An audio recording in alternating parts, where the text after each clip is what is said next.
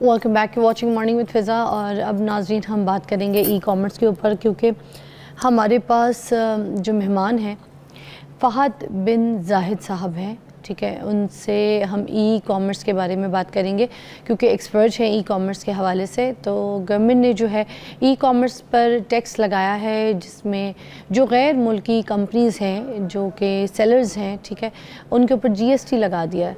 तो इससे क्या नुकसानात होंगे, क्या फ़ायदा होगा, वो सारी डिटेल्स हम इनसे पूछते हैं। अस्सलाम वालेकुम। वालेकुम अस्सलाम। कैसी तबीयत आपकी? जी अल्हम्दुलिल्लाह। तो आप तो बड़े यंग से हैं, बड़े छोटे से हैं, ई कॉमर्स के एक्सपर्ट भी हैं, तो बताइए ना अपनी यूथ को, देखने वालों को, अभी ये जो टैक्स लगा दिया गया है, गवर्नमेंट ने जो लगाया है ई कॉमर्स के ऊपर, तो ये कितना फ़ायदेमंद है, कितना नुकसानदेह है? अच्छा, सबसे पहले तो मैं इस चीज़ को क्लैरिफाई करूंगा कि गवर्नमेंट को इस चीज़ की ज़रूरत ही क्यों महसूस हुई कि टैक्स लगाना चाहिए, जो कि अभी तक हम लोग सुन रहे हैं कि 18% तक उन्होंने अप्लाई करवाया है।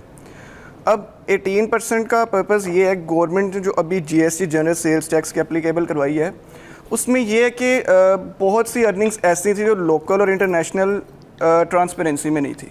वो गवर्नमेंट के किसी भी कह लें कि रिकॉर्ड में कहीं पे फाइंड नहीं की जा रही थी।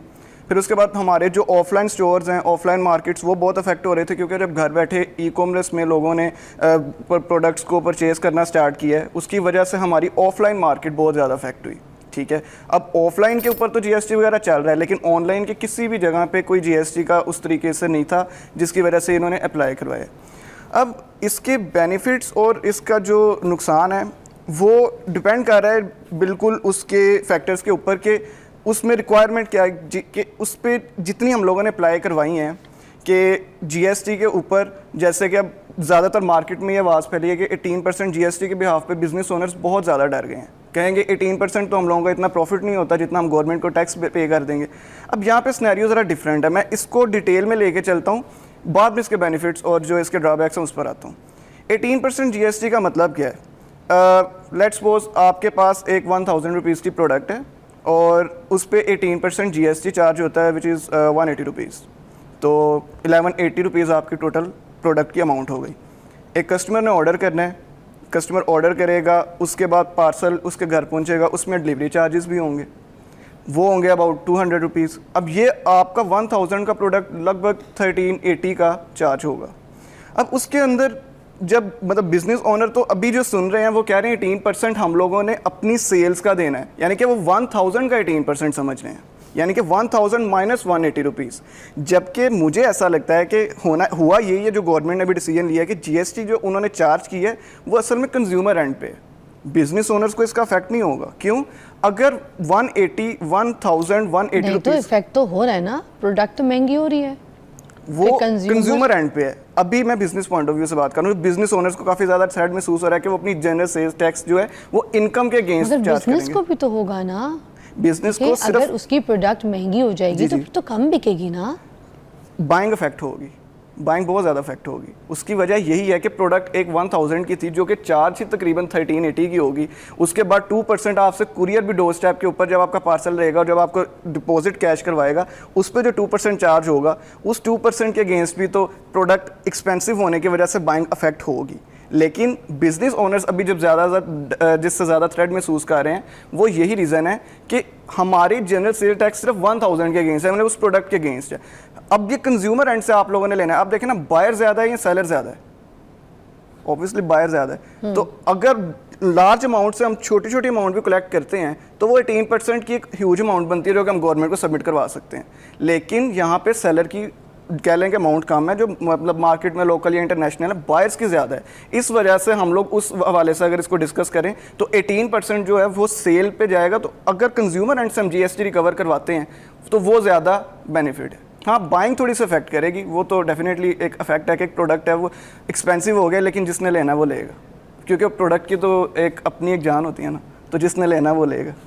अच्छा, फिर इस सिलसिले में ये जो सारी जिस तरह से इंटरनेशनल जो कंपनीज हैं, जी, ठीक जी। है, उनके ऊपर ये लागू होगा या फिर सिर्फ कुछ स्पेसिफिक कंपनीज के ऊपर ये लागू होगा? नहीं, इंटरनेशनल और और जो लोकल लोकल, पाकिस्तानी कंपनीज हैं उसके बारे में बता बिल्कुल लोकल और इंटरनेशनल दोनों में ही होगा। उसकी वजह ये कि अब होता ही है कि इंटरनेशनल वेंडर्स जो पाकिस्तान में अपनी प्रोडक्ट को सेल आउट करते हैं, उसके बाद उसका जो जितनी इनकम है वो पाकिस्तान से बाहर ही। अब वो जब पाकिस्तान के अंदर उन्होंने टैक्स जब अप्लाई करवाया है, उसके लिए ये भी कंडीशन है कि वो पाकिस्तान के अंदर रजिस्टर होना बहुत ज़रूरी है। जब वो रजिस्टर होगा तो यही जो बैंकिंग के थ्रू 5%, कुरियर के थ्रू 2% या जो 18% जनरल सेल्स टैक्स है वो गवर्नमेंट के सारे रिकॉर्ड में आ जाएगा। तो इंटरनेशनल भी जितनी कह लें कि वेंडर्स हैं जो पाकिस्तान के अंदर अपनी मार्केट कर रहे हैं प्रोडक्ट्स को या सर्विसेज को, तो वो वहाँ पे उस जगह पे भी अप्लाई होगा। जैसे कि आप एग्जांपल नेटफ्लिक्स की ले लें तो तो पाकिस्तान, आपको लगता है गवर्नमेंट ये अचीव कर पाएगी जो टैक्सेशंस वगैरह जो करनी है ये वो सारा होगी? कुछ हो क्योंकि जाएगा? देखें फॉर एग्जांपल नेटफ्लिक्स है, वो सब्सक्रिप्शन सर्विस अपनी प्रोवाइड करता है। अब उसकी पेमेंट जो आएगी पाकिस्तान में, जो लोग यहाँ से बैठ के उसकी पेमेंट करेंगे, वो किसी ना किसी चैनल के थ्रू होगा ना, किसी मर्चेंट के थ्रू। वो मर्चेंट का लिंक किसके साथ है? गवर्नमेंट। तो वो जितनी टैक्सेशन लेकिन होगी वहाँ से अगर हम डिडक्शन। लोकली पाकिस्तानी मार्केट की बात करें तो पाकिस्तान के जो सेलर्स होते हैं जी, जी। ई कॉमर्स के, तो अगर आप मार्केट में कोई भी चीज़ ख़रीदने जाते हैं तो फॉर एग्जांपल वो आपको 100 रुपये की मिल रही है मार्केट में, वहाँ से जाके आप ख़रीद लेते हैं। जी, जी। वही आप अगर किसी ऑनलाइन पाकिस्तानी प्लेटफॉर्म से अगर जाते हैं ख़रीदते हैं, वो 100 रुपये की अगर लगी हुई है, ठीक है, तो उसके ऊपर मज़ीद 18% अगर और लगेगा तो 118 रुपये की हो जाएगी वो बिल्कुल प्रोडक्ट। ऐसे ही है। सीधी सी बात है। फिर तो ऑनलाइन लोग शॉपिंग ही छोड़ देंगे, लोग कहेंगे मैं जाके बाहर से ख़रीद लेता हूँ, उसी शॉप से ख़रीद लेता हूँ, वाई ऑनलाइन? लेकिन अब ई कॉमर्स में काफ़ी ज़्यादा लेकिन प्रोडक्ट पे भी तो बिल्कुल। पहले ही जीएसटी लग चुका है ना। बिल्कुल। अब यहाँ पे इस तरह है कि बहुत से ऐसे ई कॉमर्स के प्लेटफॉर्म्स हैं जिनकी फिजिकल एग्जिस्टेंस नहीं है, उनके लिए तो ये चीज़ नहीं होगा ना अप्लाई, कि अगर उसको कोई प्रोडक्ट पसंद आ रहा है तो वो किस शॉप पे जाएगा, उनकी तो शॉप ही नहीं होगी। इस हवाले से यहाँ पे अब मैंने आपको बताया, अगर किसी को प्रोडक्ट अच्छा लग रहा है वो ज़रूर लेगा। अगर उसकी फिजिकल एग्जिस्टेंस है ही नहीं, शॉप नहीं है, तो फिर वो ऑनलाइन को प्रेफर करेगा, फिर वहाँ पे वो 18% बेयर करेगा।